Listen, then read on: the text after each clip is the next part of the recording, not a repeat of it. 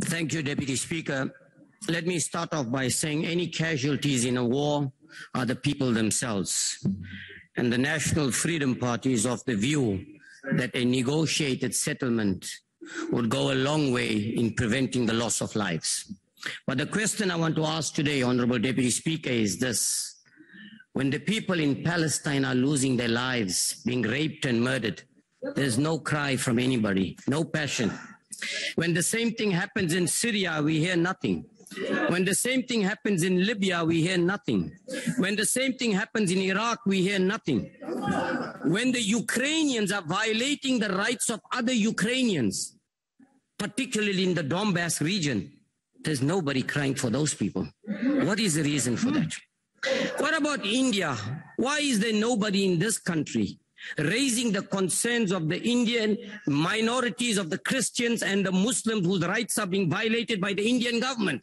Nobody in this country is saying anything about it. Now, NATO went on and bombed many of the Russian allies. Russia could do absolutely nothing about it and stayed out of it. What did Russia say?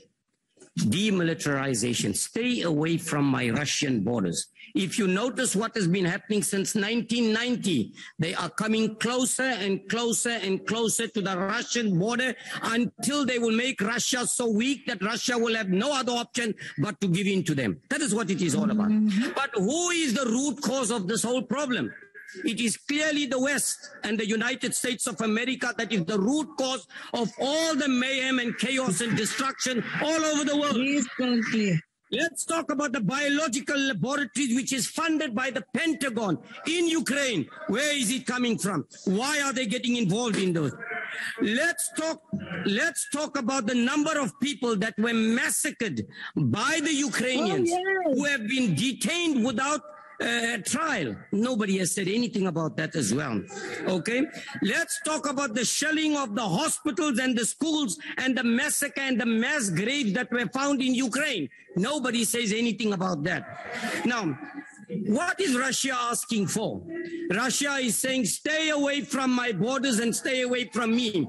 All you have been doing, and remember, Ukraine is being used as a fool by the United States and the West, and they're falling into the trap like many other countries have fallen in the trap previously, and that's what it is all about. Currently, there is a threat to the Russian Republic as a result of them coming closer to the Russian borders, the eastern side. All Russia is saying, stay away. Do not collude with the West.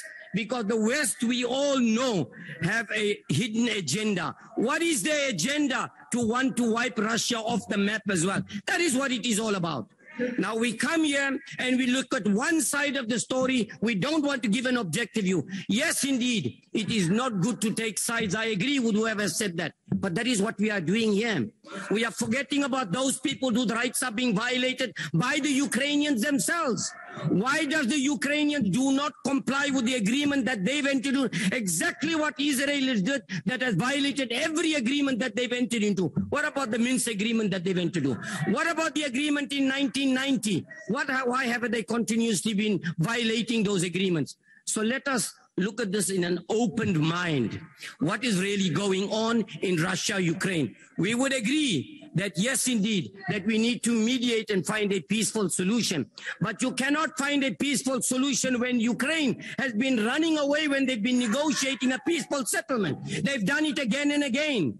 So that is exactly what it is all about. The National Freedom Party views this in a very serious light. Particularly, I've heard many people talking about wheat. It's time to grow your own wheat. We've got very fertile soil in this country. We don't need to rely on other countries. But the important thing is this. Let us be objective. Let us be objective when we discuss an issue that affects us in this country, even though it is in the foreign soil. Thank you very much.